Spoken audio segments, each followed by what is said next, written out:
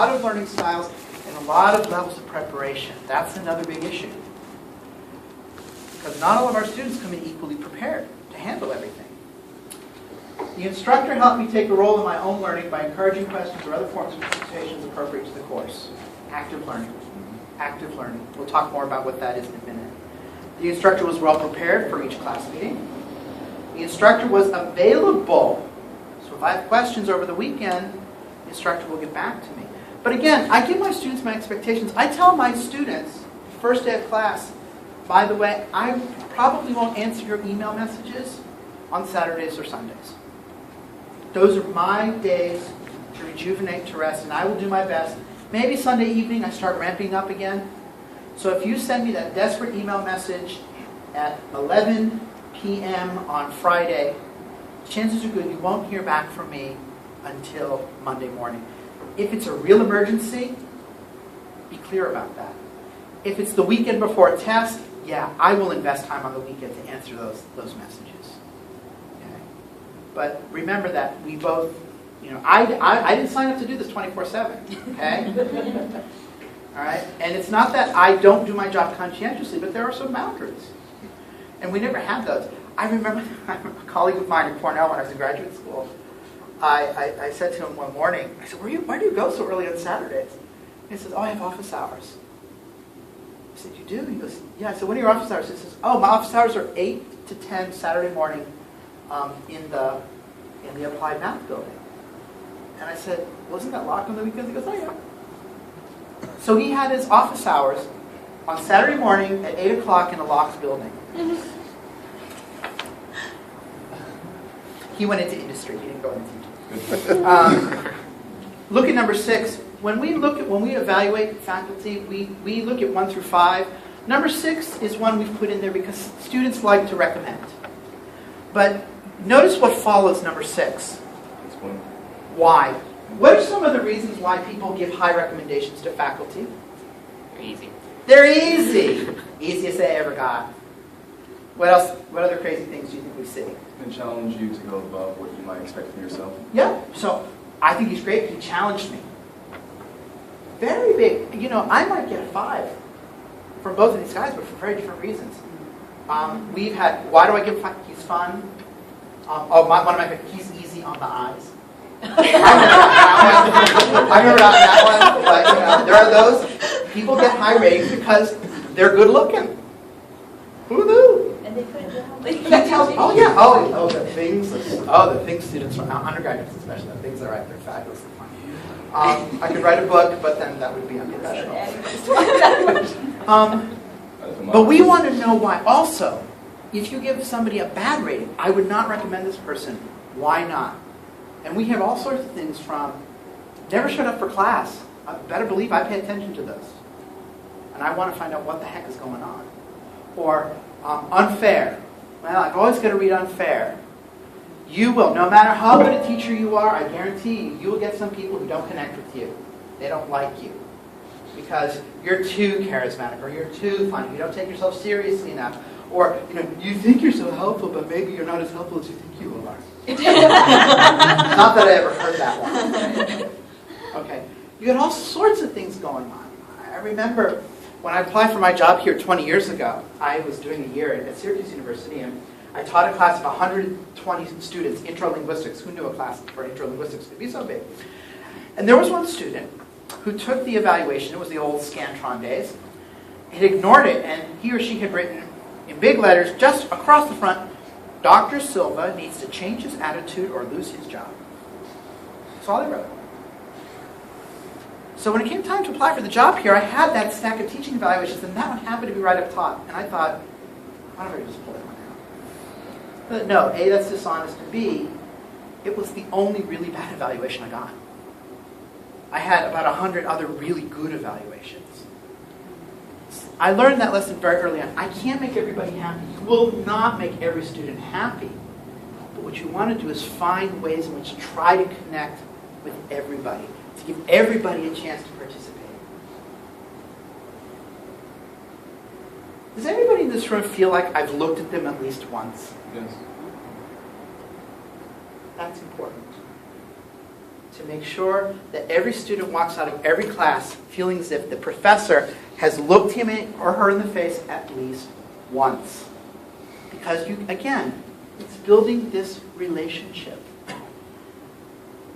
Very often, if you do a few small things, students think you are more charismatic or more wonderful than you really might be. Maybe it helps you move in that direction. It does. I really think it does. But it's this sort of awareness.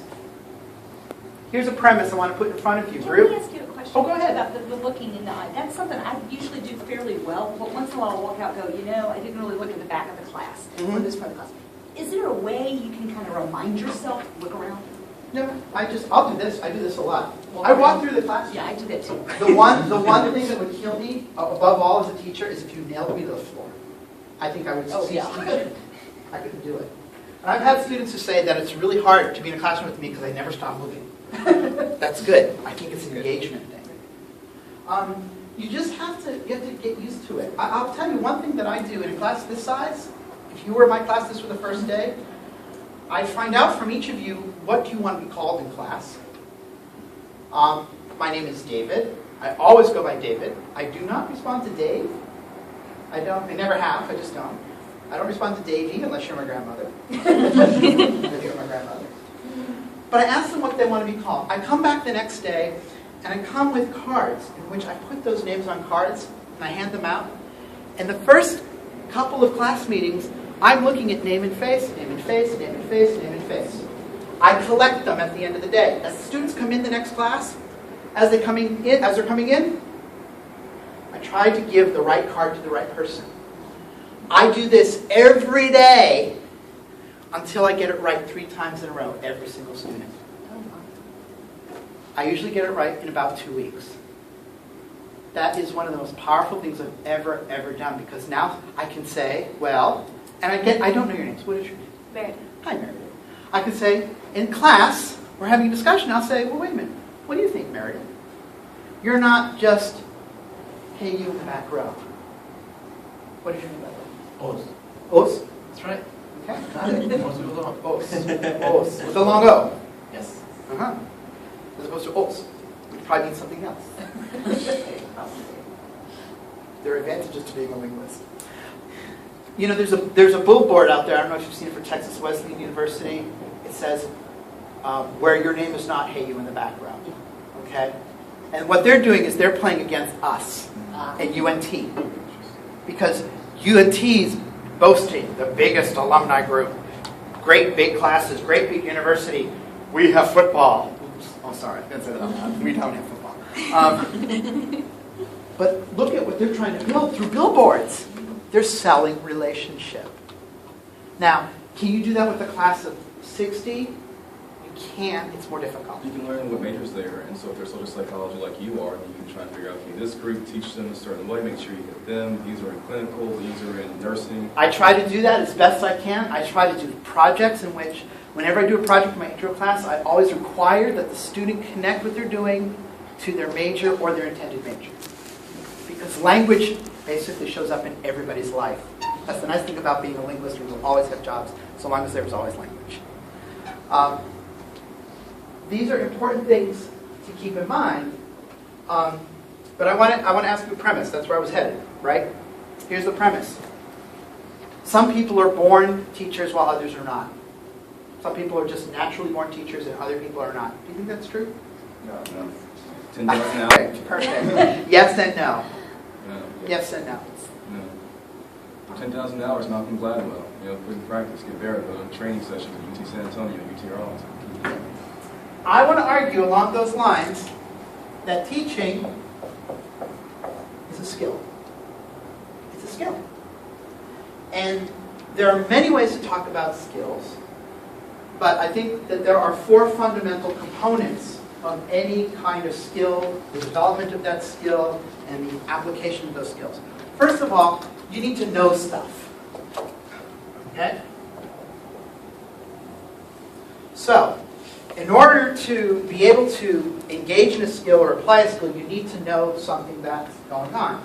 Second thing is, you need to practice it.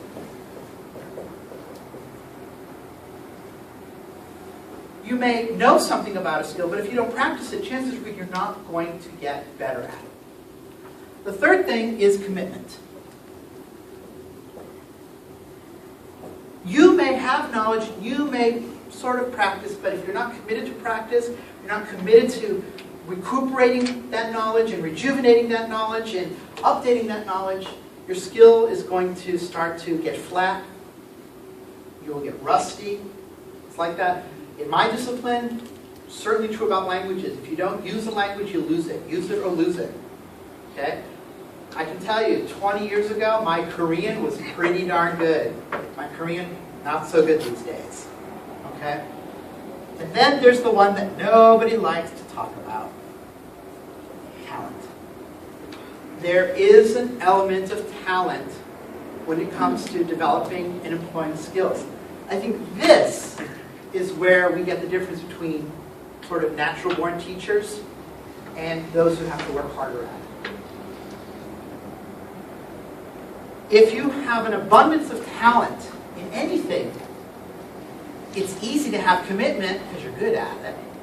Practice is something that you enjoy doing, and you can continue to learn about it. But if you've got lots of talent, maybe the knowledge isn't so great. You could be sort of the idiot savant of teaching, or engineering, or violin playing, or a chessboard. But I'm not so sure that's skill anymore, as opposed to some sort of freakish thing. I can guarantee you that each person in this room, all 18, 19 maybe of you now, would apportion these 4 elements in your life when it comes to teaching in very different ways. You might say, I know much more about teaching. I have had no experience or practice teaching. I'm committed to teaching, though, but I don't think I have any talent. You may be 100% commitment and nothing else. Then you've got to build your knowledge, practice, and talent. Talent's the hardest one to build because that tends to be the innate part. But what I can do today is right up here in the knowledge piece. Now, I can talk to you about some very specific things that you can think about, specific things you can do. And I can encourage you that when you have opportunities to practice, use that knowledge and be diligent about it. And that skill will develop. Absolutely, that skill will develop.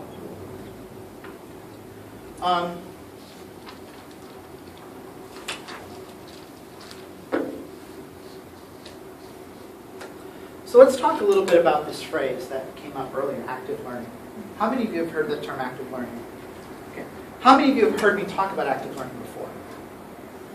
Good. Oh, you're all fresh. Guinea pigs. Yeah. Well, not really guinea pigs. I've been doing this active learning thing for years now. I want to maybe start this off by thinking about the traditional model of the college experience. What is a typical college class like?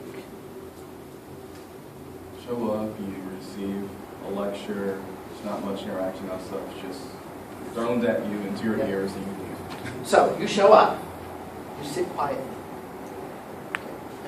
A professor, a smart person.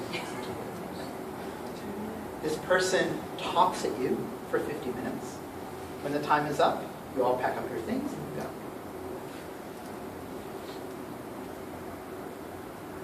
How does that work for you? Does it work okay for you? No, I have one note here. Does that work all right for you? Are you okay with the lecture? You are? No? Okay. It's okay to be okay with lecture. And I tell the faculty, it is okay to lecture. There is nothing inherently bad about lecturing. I do believe, however,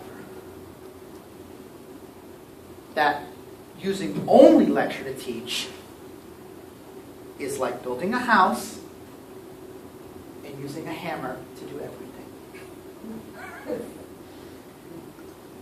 You can make it work. It's not the best way to build a house. You need a couple more tools in your box. So lecture can be a good way to convey information. But I want to argue that lecture as a medieval practice is not as appropriate in the modern world for some very fundamental reasons. First of all, let's take a look at the word.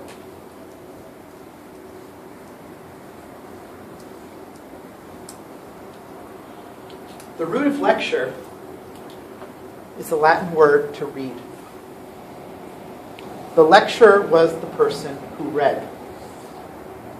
In the old days, way back in time where only men of means went to university, the lecturer was the guy who owned the book.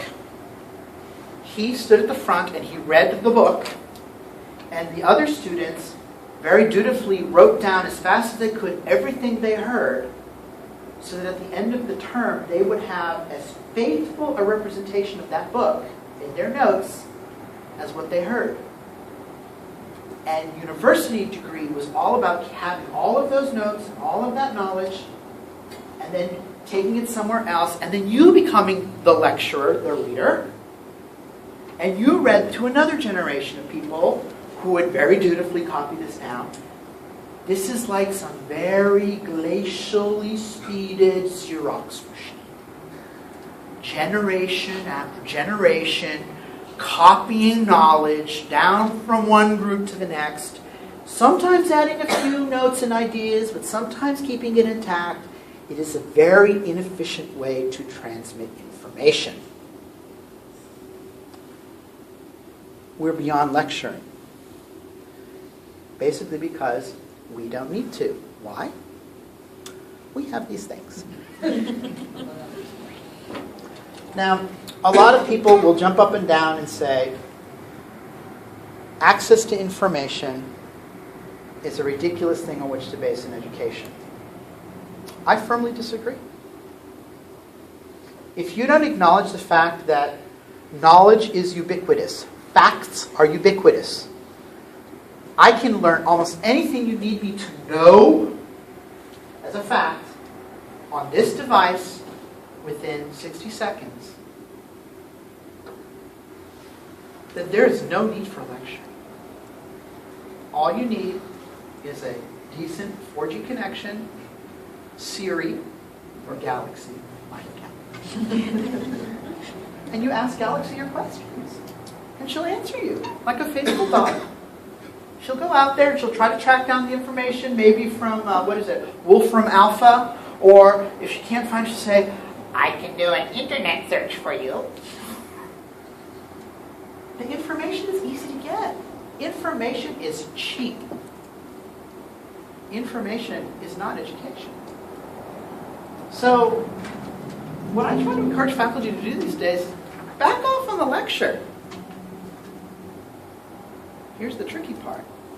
Then when do the students get the information?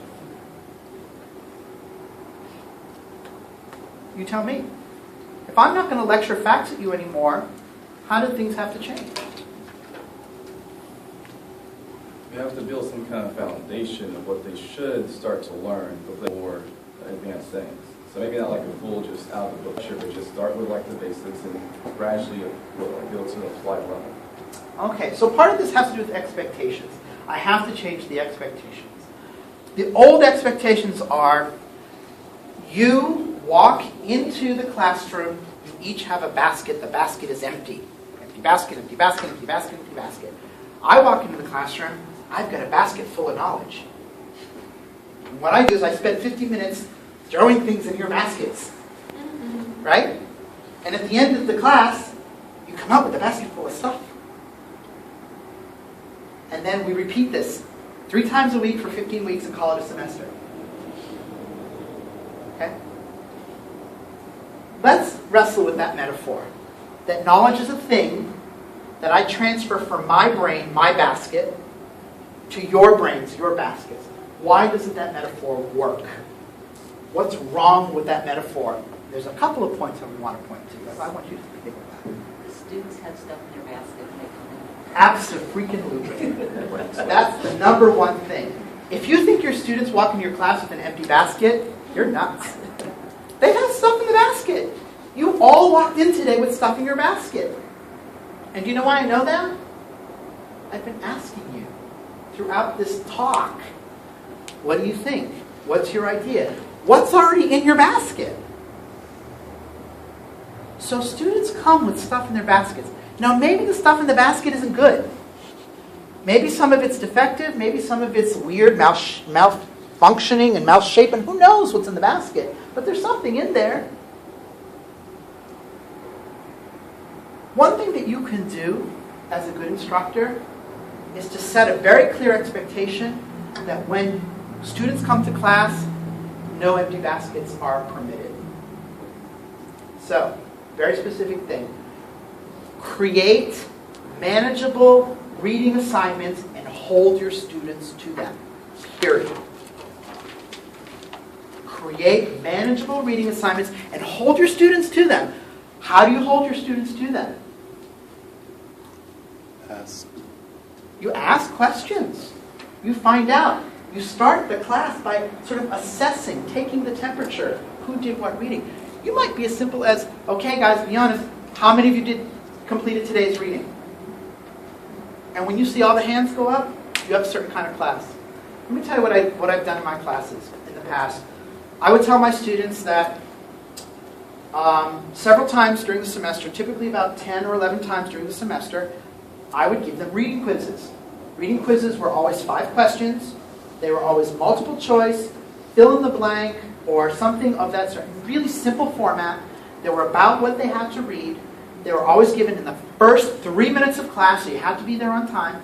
I would drop their lowest 2 grades on the reading quizzes, but it was a way for me to ensure that the reading got done.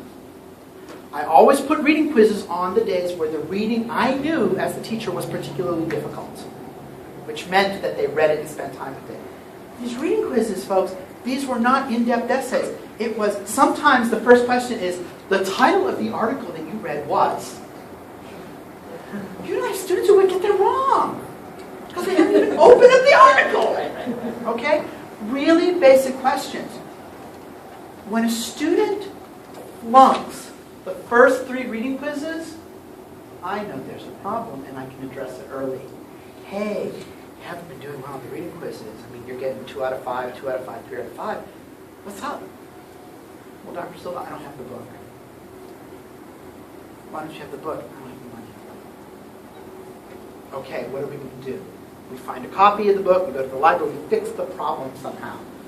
But often students aren't going to come up to me and say, I can't afford the book. I have to find that out. The other thing I do with those reading quizzes is on the days when I have them, I will ask the class, how do you think today's class went? At the end of the day, I'll say, hey, we have 5 minutes left. How did today's class go?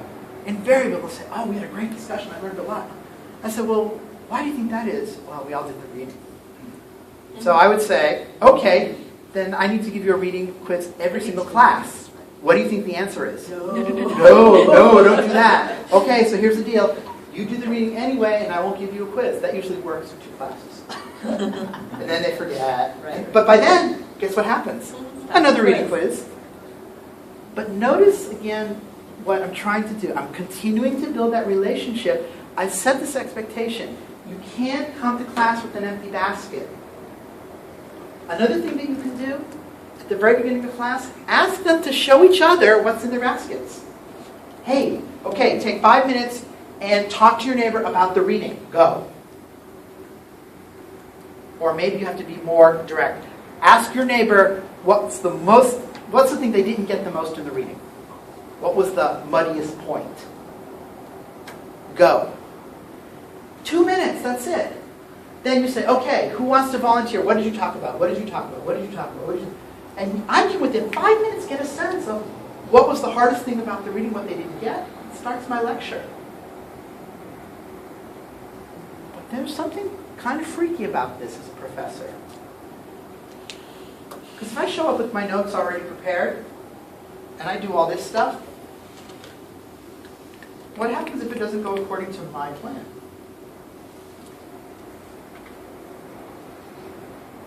You've got to fly by the seat of your pants. If you're not good at being spontaneous and willing to take some risks, you need to rethink this whole professor thing. Quite honestly, I think you do. You've got to be willing to take some chances and say, you know what, this is not what I planned to do today, but this is what my students needed. It's what my students needed. It's tough. You know, there was a professor, and all I'll say is he was in the College of Engineering. It was a he, College of Engineering. He came up to me a couple of years ago, and he said, David, I've been using clickers in my class for a year now. Clickers, how many of you have used clickers response systems, right? Clickers, right? CPS, I clicker as well. Yep. They don't work. I said, okay, well tell me about your experience with the clickers.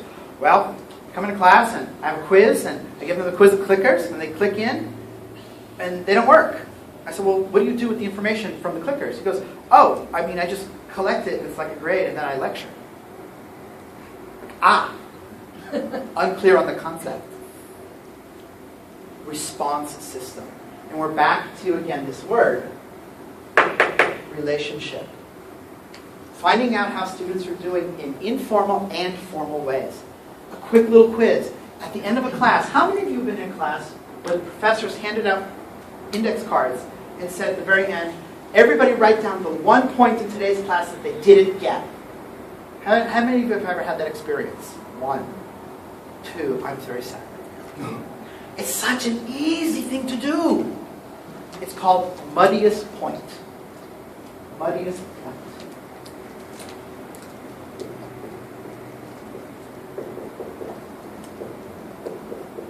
You ask the students, take this blank note card. Don't put your name on it. But write down, what was today's muddiest, most unclear point? Just write it down. And if you thought everything was clear, just write down, I'm good. And I would collect those cards. And if I did that here, and when I see the same topic come up 10 times from 18 students, I know how to start the next class meeting. Well, like in my classes, we have a CPS quiz at the very end of the course, and if they miss, everyone misses one question of the CPS quiz, I'll just know, okay, this one point, gotta go back over it right now. Absolutely. And the right now part is really critical. There are two kinds of assessment in the world. And Professor Iqbal mentioned something early on about helping with assessment. There are two kinds of assessment. There's the familiar kind that you all know about, and the less familiar kind that you may not be so familiar with. The familiar kind you know about is called summative assessment, and those come in the form of tests. Summative assessments are cumulative, they're typically high stakes, and they come at the end of something like a term or a unit. Okay? Tests. And basically what happens is the professor gives the test, the student either does well or doesn't do well, and then everybody just marches on. That's summative assessment. But there's something called formative assessment. It's these little things that I do as a professor. Short essays, muddy point cards, simply asking, what do you guys not get today? What confused you? Or if you're embarrassed to ask in front of class, send me an email. Maybe have a blog where people can shoot their questions. But I'm always taking the temperature of my students. Where are they at? Where are they coming from? What are they struggling with? Because the best time to solve a problem is right when it happens. If I blow a tire in my car on the way to Houston, I don't wait till I get to Houston and change the tire. Because that is going to cause far more damage. Sir, you may raise your hand, patient. Just where I come from, there's this idea of you get the student on the board and say, hey, you explain this concept. And it struck fear into our hearts, but I think it also made everybody pay attention. What do you think of assessment that is like that? I think it can be useful, although I would probably back off from that, hey, you, I'm here to scare you. All right? One thing that I've actually done is actually have students correct each other or support each other. So I might say, okay, well, do I have somebody who's willing to come up, or let me back the truck up all the way. Okay. I'll ask a question. I'll ask people to write down what they think, solve the problem on their own. Then I'll say to somebody, okay, why don't you come and show us the work you did? It's not come and solve it for us. Show us what you're thinking, what you did. Put it up there and say, how does this look, everybody? Does this look okay? And you let the students vet the other students' work. It's peer-to-peer, and it can be done in a very supportive way. Oh, it was good up until this point. Oh, look, there's a computation error. Or you used the wrong formula here. Or, oh my God, no, not sine, it's cosine, da. And maybe students will have these eureka moments. But again, this all has to be done within the realm of your expectations. If your expectations are that there will be opportunities for everybody to show what they're learning, and that you will all help each other learn in a respectful manner. The minute somebody criticizes harshly or makes fun of something, the bud, that's out of bounds. Be constructive, be helpful. Now, that can be tough in classes, especially where students can sometimes be really competitive. I mean, I don't know, maybe you all are competitive. I'm maybe talking to a bunch of cutthroat engineers. I don't know. I don't think so. They seem very nice. It's a big It's a good class. It's nice, yeah. But the point is that I think you can use that kind of exercise, but a lot of it is in how you deliver it. What's going to happen is if students are motivated by fear, some students will stop coming. Now, I have faculty who will tell me, that's okay. I don't want the weak ones to come. And again, I don't espouse that point of view. I don't espouse that point of view. I think that's antithetical to the teaching endeavor. We're not there simply to throw them in the pool and you see how many of them survive, and the ones who sink and drown, well, you know, those are the casualties of war. That's not how education should work. Does it mean everyone's going to pass? No. But it doesn't mean you have to be a pushover either. Because you can have still these high expectations. You're human, but you expect a lot of us. You expect us to know the stuff of the test. Yeah. Okay. So there's a way you can do that. I think it's not bad. One thing that I will tell you, though, is don't get into the trap of making your students do your work for you. I personally don't like classes in which the last 4 weeks are nothing but student presentations. Oh my gosh, what a waste of time in those cases. And the students will say, I didn't come here to learn from you, I came here to learn from him. He's the one who understood. Right? Student presentations can be very helpful if the students not presenting have a task to critique, to observe. I've actually given classes where the students contribute 50% of the grade. And I do the other 50% of the grade. The students who are out of line in their grading, I call them on it. So these are things to think about.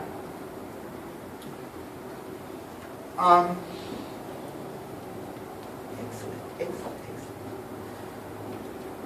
When we're talking about this active learning stuff, the basic premise is simple.